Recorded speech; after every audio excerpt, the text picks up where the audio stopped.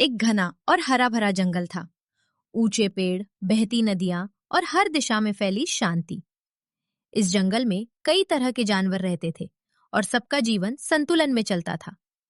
हर कोई जानता था कि जंगल तभी सुरक्षित है जब सब एक दूसरे का सम्मान करें। उसी जंगल में एक युवा शेर रहता था। वो ताकतवर था, तेज था और अपनी शक्ति पर बहुत घमंड करता था। उसे लगता था कि जंगल का राजा होने के नाते वही सब कुछ तय करेगा। वो छोटे जानवरों की बात नहीं सुनता और अपनी ताकत से डर दिखाकर काम करवाता। जंगल के दूसरे जानवर उससे डरते तो थे, लेकिन खुश नहीं थे। हिरण, खरगोश, मोर और पक्षी आपस में कहते कि ताकत से शासन करना सही नहीं है, लेकिन शेर के सामने कोई कुछ बोलने की हिम्मत नहीं करता। जंगल में एक बूढ़ा हाथी भी रहता था। वो बहुत बुद्धिमान था और जंगल के नियमों को अच्छी तरह समझता था। वो जानता था कि शक्ति तभी सार्थक है जब उसके साथ समझदारी और करुणा हो। एक साल जंगल में भयानक सूखा पड़ा। नदियां सूखने लगीं और पानी बहुत कम हो गया।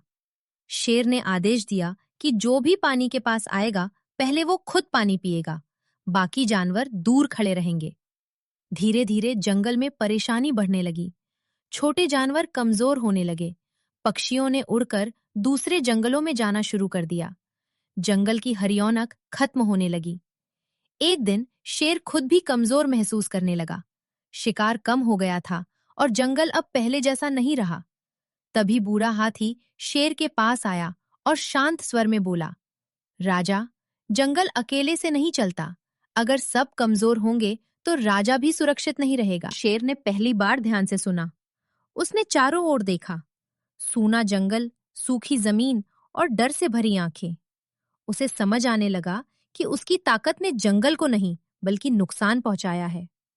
शेर ने अपनी गलती स्वीकार की। उसने सभी जानवरों को इकट्ठा किया और कहा कि अब पानी और भोजन सबके लिए बराबर होगा। सब मिलकर सूखे का सामना करेंगे। धीरे धीरे जानवरों ने मिलकर काम करना शुरू किया। कुछ ने पानी खोजा, कुछ ने भोजन बांटा। जंगल में फिर से जीवन लौटने लगा। नदियों में पानी आया, पेड़ों पर हरियाली लौटी और पक्षी वापस आने लगे। शेर अब भी राजा था, लेकिन उसका व्यवहार बदल चुका था। वो ताकत से नहीं, समझदारी से फैसले लेने लगा। जंगल फिर से सुरक्षित और खुशहाल हो गया। इस जंगल की कहानी हमें सिखाती है कि सच्ची शक्ति दूसरों को दबाने में नहीं, बल्कि सबको साथ लेकर चलने में होती है।